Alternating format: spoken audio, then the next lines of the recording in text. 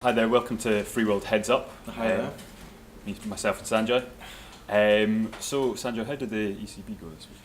That was last Thursday, and it was bizarre actually. The announcement was at 12:30.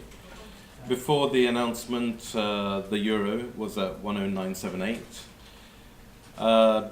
The announcement was basically what was expected, which was that the interest rate would be made further negative on the euro by 10 basis points from 0.3% to 0.4%. This was what the market was expecting. This was like the consensus view as to what would happen. And the actuality was that the euro dropped to 1.085, quite a major drop. What's that, cent and a half? And that's where we thought it would all end. Right.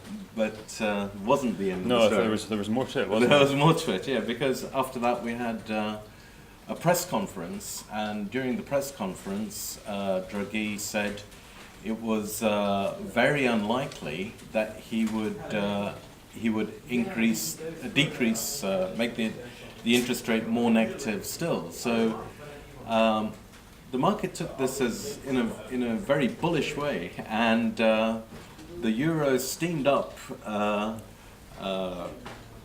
3 cents actually. It got as high to 1.1216 in the space of about half an hour. So that's 3 cents in half an hour, which is really very, very volatile. And since then, on Monday, we've drifted down to 111. So it seems to be in some sort of knee-jerk reaction.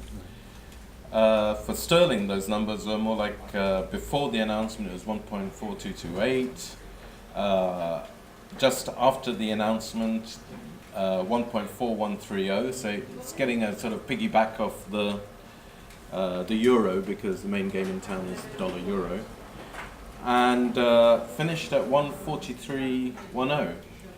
But that still wasn't the end of the story for sterling, because the next day, in the afternoon, and for on the back of no number at all, sterling traded up to 1.4426. I looked around to try and find out what might be causing this, and I phoned the guys at the bank and said, what about this? And they said, oh, it's technical, which is really They didn't know the answer. which is what you say when you don't know what it is. But the numbers got bigger, so it must be technical. And it did go up to 1.4426, so that was quite it sounds strange to say 144 is a strong number, but Compared to what we've been seeing recently. yeah, for that's sure. right. So we're in that Brexit trough. I have seen some polls now suggesting that the Remain section of the vote is increasing, and is larger than the Leave. So that seems to be going in sterling's favour, if you like, because it's a big unknown what happens when we leave.